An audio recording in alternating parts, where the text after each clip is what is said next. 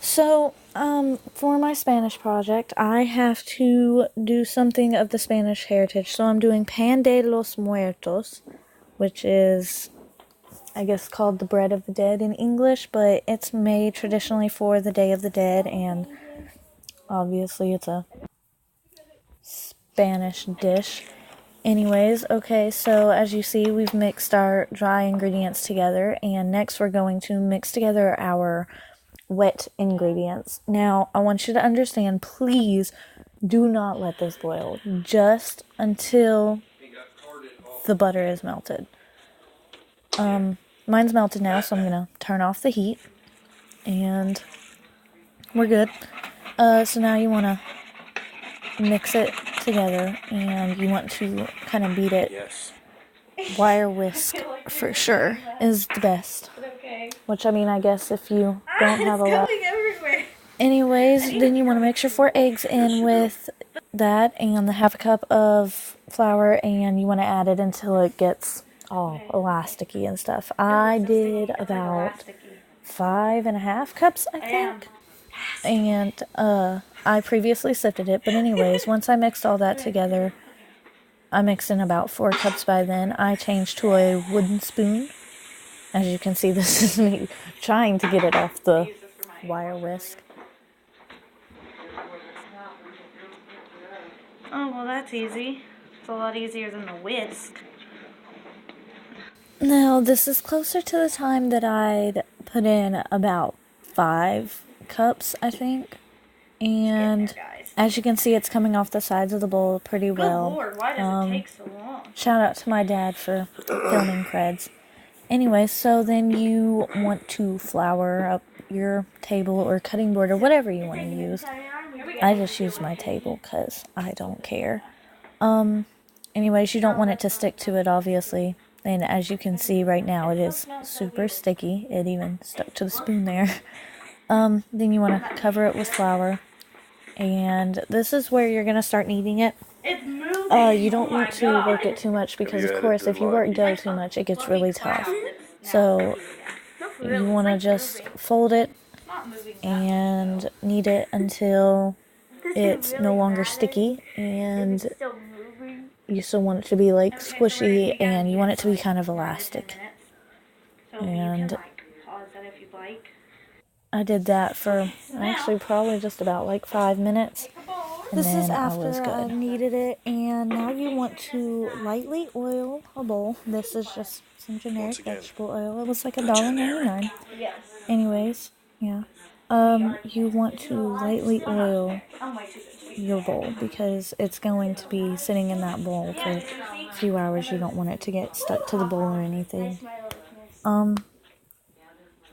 So I ended up just using my hands. It doesn't really matter how you do it, but that's how I decided to do it. Okay, so we gotta oil up the sides. Oil even put in. Yeah, you can see the shininess really well in the flash, can't you? Why don't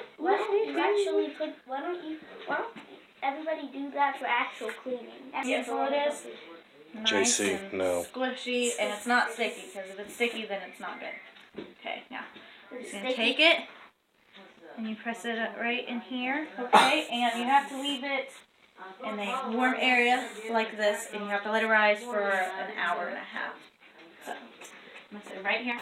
It says an hour and a half, but I ended up doing it for 2 hours. I covered it with an orange dish towel. It doesn't really matter the color, but that's the color I use. This is afterwards. I cut it into 2 pieces, and then I cut 3 small pieces off of each half, I guess. And I formed it into the shape of a skull and bones because, well, it's Pan de los Muertos, so it's for the Day of the Dead. And I figured that was creative little thingamabob. I don't know if they normally do that, but, you know. Now I'm doing the egg wash that you saw earlier, which is just an egg yolk and 2 teaspoons of water. And I would have used a brush, but somehow my brushes fell behind that little stove back there that you see. So I ended up having to use a spoon. It doesn't really matter. It's not like it's detrimental to my bread, but it would have been easier. Anyways, you're gonna do that. And I covered it then, once I was done with all that, I covered it with some plastic wrap and let it sit for an hour so it could rise. And then you want to preheat your oven to 350 degrees.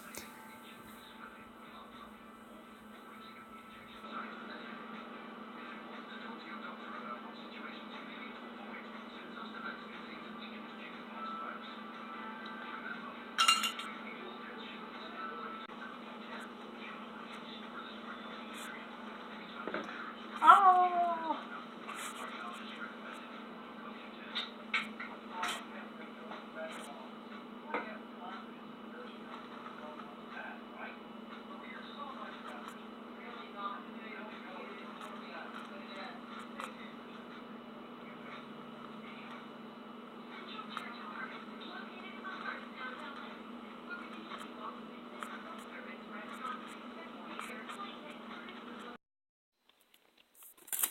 I was up here, and I realized you guys probably wanted to see the finished project. I mean, it is a project, but anyways, I've this piece is cut up because the other loaf is for my project, and this one is for me to eat because I'm a hungry person and I need to eat.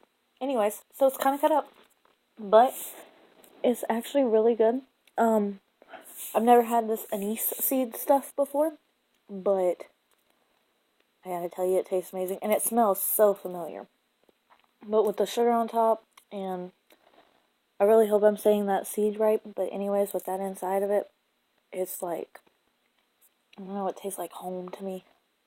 Even though anything Spanish isn't even my home, even remotely, but it tastes amazing. Like, I could eat this all day, every day.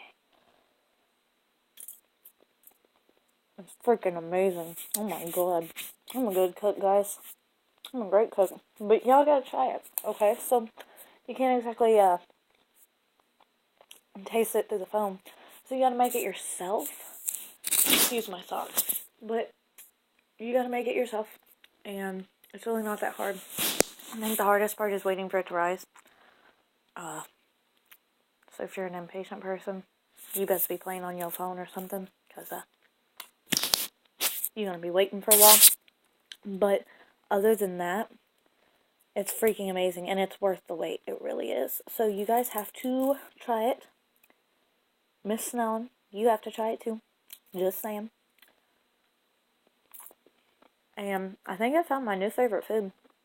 I will make this and eat it for breakfast with a side of eggs. Ooh, it'd be really good with some egg yolk. Yummy. Anyways, so yeah, this is my finished product.